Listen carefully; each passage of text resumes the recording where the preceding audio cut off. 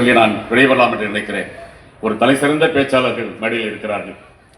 இன்றைக்கு மதுரவாயல் துறைமுக மேம்பாலம் இன்றைக்கு பல ஆயிரம் கோடி ரூபாய் செலவில் இன்றைக்கு பணிகள் நடந்து கொண்டிருக்கிறது.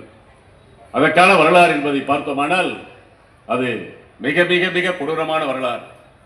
நம்முடைய அன்பு தலைவர் ஐயா கலைஞர் அவர்கள் கொண்டு வந்த திட்டம் 500 கோடி ரூபாய்க்கு மேலே செலவு செய்யப்பட்ட அந்த திட்டம் ஜெயலலிதா ஆட்சியில் கிடப்பில் போடப்பட்டு இன்றைக்கு 10 ஆண்டு காலம் கிடப்பில் இருந்தது. தலைவர் சொன்னார், மீண்டும் ஆட்சிக்கு வந்தால் நாங்கள் மீண்டும் அந்த திட்டத்தை கொண்டு வருவோம் சொன்னார்களே. ஆட்சிக்கு வந்த பிறகு முதலாவதாக அதையேதான் கவனம் செலுத்தினார். சட்டமன்றத்தில் நான் பேசினேன், அந்த திட்டம் கொண்டு வரப்பட வேண்டும். கடகாட்சியிலே கொண்டு வந்த வரலாறு, தலைவருடைய வரலாற்றை என்றைக்கும் சரித்திரத்தில் இடம்பெற செய்ய வேண்டும் என்று பேசியதையெல்லாம் இன்றைக்கு ஏற்றுக்கொண்டு தலைவர் அவர்கள் இந்த திட்டம் இன்றைக்கு நடந்து கொண்டிருக்கிறது. 5500 கோடி ரூபாய் செலவில் அந்த திட்டங்கள் நிறைவேற்றப்பட்டு வருகிறது. கூவம் ஆற்றிலே 2 மேம்பாலங்கள், கூவம் ஆற்றிலே நொலம்பூர் பகுதியில் 2 மேம்பாலங்கள் 120 கோடி ரூபாய் செலவில் இன்றைக்கு பணிகள் நடந்து கொண்டிருக்கிறது. இன்றைக்கு ராமச்சந்திரா மருத்துவமனை அருகிலே அது உள்ள 16 ஏக்கர் செலவில் அந்த கல்லூரி நிர்வாக இயக்குனர் பல ஆண்டுகளாக அந்த இடத்தை தர மறுத்து ஆட்சி மாற்றம் ஏற்பட்டு இன்றைக்கு நம்முடைய கழகாட்சியில் அதற்காக பெரிய போராட்டமே நடத்தி அது எப்படியாவது மீட்டு தர வேண்டும் என்ற நிலையில இன்றைக்கு 15.25 கோடி ரூபாய் செலவில் ஒரு பசுமை பூங்கா, வேளாண் விஞ்ஞானி MS சுவாமிநாதனுடைய பெயரில் அந்த பூங்கா இன்றைக்கு அமைக்கப்பட்டு தினசரி ஆயிரக்கணக்கான மக்கள் இன்றைக்கு பயணித்து வருகிறார்கள். பாரதி பேசினாங்க, இன்னைக்கு 152வது வட்டத்தில் 51வது வட்டத்தில் வரசலாவத்தில் என்னென்ன திட்டங்கள் கொண்டு வரப்பட்டிருக்கிறது. இன்றைக்கு இந்த ஏரி 2.5 ஏக்கரா ஏரி தனியார் ஆக்கிரமிப்புல கடந்த காலம் பல ஆண்டுகளாக இருந்தது. இதோட யாருமே அதுக்கான முயற்சி எடுக்கல. அதிமுக ஆட்சிகள் எல்லாம் வந்தான் போனா ஏதோ பண்ணா வாங்கிட்டான் போயிட்டான். ஆனால் நான் சட்டமன்ற உறுப்பினராக தேர்வு செய்யப்பட்ட பிறகு வந்தவுடனே எடுத்துக்கொண்ட பணிகள், அந்த பணி அதற்கே 3 வருஷம் ஆச்சு அது வெளியெடுக்கு.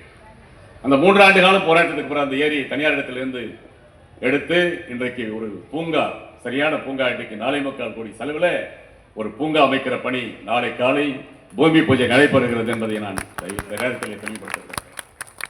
அதே போன்று இன்றைக்கு இந்த பீர் கம்பெனிக்குள்ள ஏறக்குறைய ஒரு 6 கிரவுண்டுக்கு மேலே இடம், 6-8 கிரவுண்ட் இடம் சுடுகாடு இடத்தில் தனியார் வடி வச்சிருந்தார், காம்பவுண்ட் போட்டு வச்சிருந்தார். அதை உடைச்சு எடுத்தாச்சு. அதில் 5 கோடி ரூபாய் செலவில் இன்றைக்கு ஒரு அரங்கம் அமைக்கிற பணி நடைபெற இருக்கிறது என்பதை நான் பதிவு செய்ய விரும்புகிறேன்.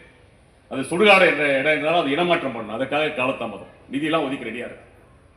எதற்காக இதெல்லாம் சொல்றேன்னு சொன்னா, திராவிட மாடல் அரசு என்று நம்முடைய தலைவர் சொல்லி ஒரு சிறப்பான ஆட்சி தமிழகத்தில் நடந்து வருகிறது.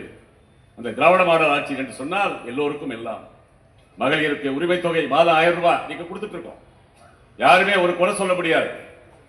இன்னைக்கு அடுத்த மாசம் யார் யாரெல்லாம் கொடுக்கலையோ அவங்களுக்கெல்லாம் மீண்டும் தருவோம் என்று சொல்லி இருக்கிறார் தலைவர்.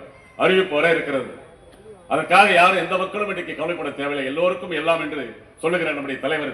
திராவிட மாடல் அரசு இன்னைக்கு சிறப்பான அரசாக இன்னைக்கு செயலாற்றி வருகிறது என்பதை நான் இங்கே பதிவு செய்ய விரும்புகிறேன். காலத்தின் அருமை கருதி நிறைய 2 பேச்சாளர் பேசணும்.